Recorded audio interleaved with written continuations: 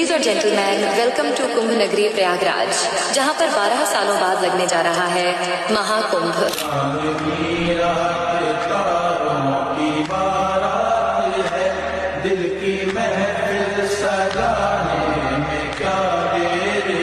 कुंभ का मेला, कभी कुंभ का मेला देखा है आप लोगों ने? उसकी तस्वीर दिखाऊंगा आपको, आप जरा देखें।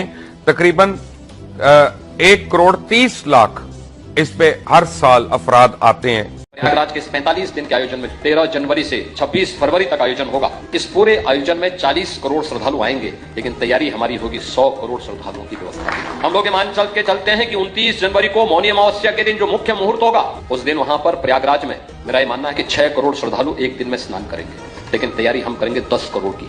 पूरी तैयारी रहेगी। इसके लिए 12 किलोमीटर के घाट तैयार किए जा रहे हैं, जहां पर कोई भी श्रद्धालु पूरी श्रद्धा के साथ, सुगमता के साथ स्नान कर सके। इतना बड़ा आयोजन होगा, इसके लिए 10,000 एकड़ क्षेत्रफल में कुंभ का विस्तार किया गया है।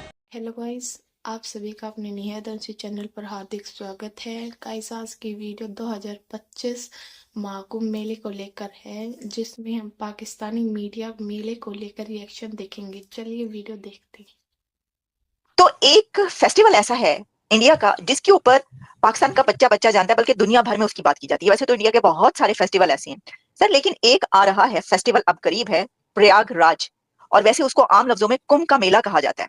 अच्छा, जहां इसकी हम थोड़ी सी हिस्ट्री जानना चाहेंगे, क्योंकि सब बात तो करते हैं कि एक बहुत बड़ा मेला होता है इंडिया में, हिस्ट्री का किसी को नहीं मालूम, इसकी क्या सिग्निफिकेंस है, क्या वजह है। थोड़ा हमें ये भी इलैबोरेट कीजिएगा और ये बताइएगा कि मैं समझती थी कि लाखों लोग, लेकिन पता ये चला कि करोड़ों लोग इसके अंदर सर शामिल हो रहे हैं। हाँ जी, करोड़ों लोग शामिल हो रहे हैं। इस बार लगभग 45 करोड़ लोग इसमें शामिल होंगे। 45 करोड़ लोग? 45 करोड़, 2 महीने से कुछ कम ये चलेगा। तो over those 2 months, I think 57-58 days का है टोटल इसका। यानी 13 जनवरी से शुरू हो जाएगा और 7 मार्च तक चलेगा। इस पीरियड में करीब 45 करोड़ लोग, यानी आप समझ लीजिए 1 करोड़ पर डे का एवरेज आएगा, ऐसे एक्सपेक्टेशंस हैं इसके लिए। तो संजय जी, दुनिया का सबसे बड़ा फेस्टिवल हुआ ना फिर, 45 करोड़ तो अनबिलीवेबल है। हाँ, it's about 50% greater than America's population. Definitely it has to be the biggest. There is no doubt about that. Exactly. तो ये तो इसका एक्सटेंट है, नो डाउट अबाउट दैट। अच्छा, ये अकेला नहीं है, 4 जगहों पे कुंभ होते हैं और वो उनके एस्ट्रोनॉमिकल कॉन्फ़िगरेशंस हैं।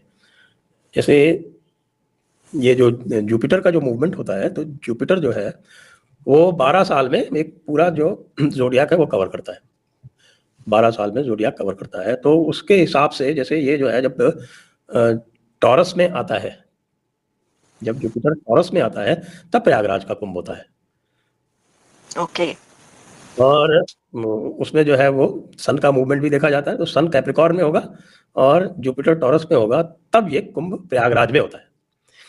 इसी तरह से आपके नासिक में गोदावरी नदी है वहाँ, और शिप्रा नदी है उज्जैन में। यहाँ पर जब होता है, जब आपका जुपिटर आता है एक्वेरियस में, जुपिटर आता है जब एक्वेरियस में, तब तो होता है पहले नासिक में, और जब जुपिटर निकलता है तब होता है उज्जैन में। वो 1 साल का उसमें फर्क होता है। अच्छा। इसी तरह से है आपके इसमें हरिद्वार में होता है। अच्छा। हरिद्वार में होता है, तो वो जुपिटर के अलग अलग हिसाब से वो होता है। तो ये जुपिटर के मूवमेंट के ऊपर ये अलग अलग जगहों पे ये होते हैं ये कुंभ। यहाँ जो होता है वो Jupiter in Taurus and sun in Capricorn, मकर में। तो ये प्रयागराज का कुंभ होता है। और ये है पूर्ण कुंभ। 3 तरह के कुंभ होते हैं। एक होता है अर्ध कुंभ, जो 6 साल के पीरियड पे होता है, और ये पूर्ण कुंभ जो 12 साल के पीरियड पे होता है, और एक होता है महाकुंभ।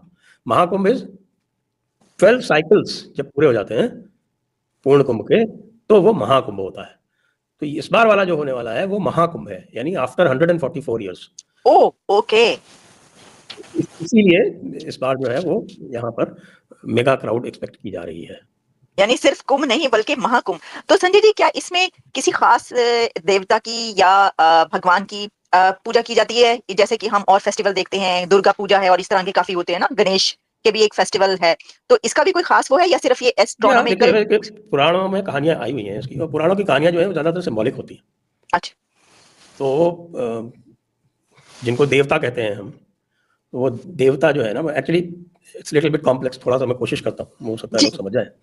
क्योंकि जो भी कहानियां होती है ना, वो कहानियों का इंटरप्रिटेशन जो है वो 3 तरह से होता है। हाँ। If you have to study Vedas, तो वेदास के 5 वेदांगा होते हैं। उनके जो वेदांग होते हैं, उनके पार्ट्स होते हैं अलग अलग, उनकी हेल्प से ही आप वेदों को समझ सकते हैं। तो वेद और पुराण या कोई भी जो शास्त्र है, उनको 3 तरह से समझा जा सकता है। और वो 3 तरह से समझा जाता है। उसको कहते हैं कि साहब, एक तो आदि भौतिक, जिसको बोलते हैं लिटरल। भौतिक मीन्स फिजिकल होता है। तो one is your literal meaning. तो जितने भी जो नॉन हिंदूज हैं, वो मोस्टली वो लिटरल मीनिंग को पकड़ के कहते हैं कि अरे ये क्या बकवास है, ये तो सब फालतू की बातें हैं। But there are 2 higher meanings, उसी में हायर मीनिंग्स होती है।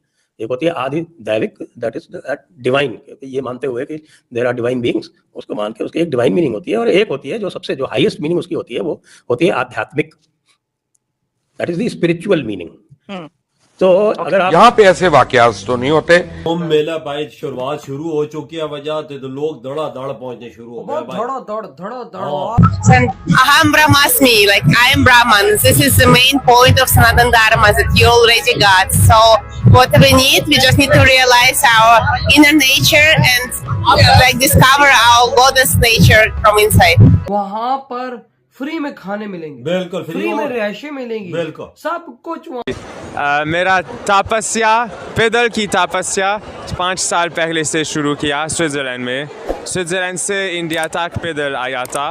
कहते हैं ऊपर सैटेलाइट से भी देखा जा सकता है ये मेला, कि यहाँ पे लोग जमा है दुनिया के इस कोने में। Hindu sannyasi, Hinduism is the most like powerful religion. इस दफा 40 करोड़ लोग आ रही हो यार, ये तो डबल पाकिस्तान है। अबे वही तो, इसको मैनेज कैसे करेंगे? हाँ ना, मैं तो ये सोच रहा हूँ। ये मेरा जिंदगी की तपस्या साधना है, पैदल पैदल पैदल। स्विट्जरलैंड से पैदल आ गए भारत? हाँ जी, हाँ जी। कितने साल हो गए पैदल चलते हुए? 4 साल इंडियन बॉर्डर तक, और इंडिया में 1 साल, कुल मिलाकर 5 साल। जोगी जी और मोदी जी ने 13,000 ट्रेनें चला दी हैं। देवता जो है ना, actually it's little bit complex, थोड़ा सा मैं कोशिश करता हूँ, हो सकता है लोग समझ जाए।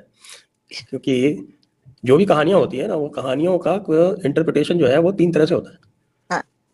If you have to study Vedas, तो वेदास के 5 वेदांगा होते हैं। उनके जो वेदांग होते हैं, उनके पार्ट्स होते हैं अलग अलग, उनकी हेल्प से ही आप वेदों को समझ सकते हैं। तो वेद और पुराण या कोई भी जो शास्त्र है, उनको 3 तरह से समझा जा सकता है। और वो 3 तरह से समझा जाता है। उसको कहते हैं कि साहब, एक तो आदि भौतिक, जिसको बोलते हैं लिटरल। भौतिक मीन्स फिजिकल होता है। तो one is your literal meaning. तो जितने भी जो नॉन हिंदूज हैं, वो मोस्टली वो लिटरल मीनिंग को पकड़ के कहते हैं कि ये क्या बकवास है, ये तो सब फालतू की बातें हैं। But there are 2 higher meanings, उसी में हायर मीनिंग्स होती है। एक होती है आदि दैविक, दैट इज डिवाइन, ये मानते हुए कि देर आर डिवाइन बीइंग्स, उसको मान के उसकी एक डिवाइन मीनिंग होती है। और एक होती है जो सबसे जो हाईएस्ट मीनिंग उसकी होती है, वो होती है आध्यात्मिक, that is the spiritual meaning. तो अगर आपको वाकई इसको समझना है, तो you have to go into the spiritual meaning. तो गाइज, आप लोगों ने पूरी वीडियो देख ली होगी, तो आप लोग कमेंट करके बताएं वीडियो कैसी लगी। वीडियो अच्छी लगी तो वीडियो को लाइक करें, शेयर करें। और गाइज, आप लोग कौन कौन महाकुंभ मेले में जाएगा कमेंट करके बताइए। मैं तो जरूर जाऊंगी। हर हर महादेव।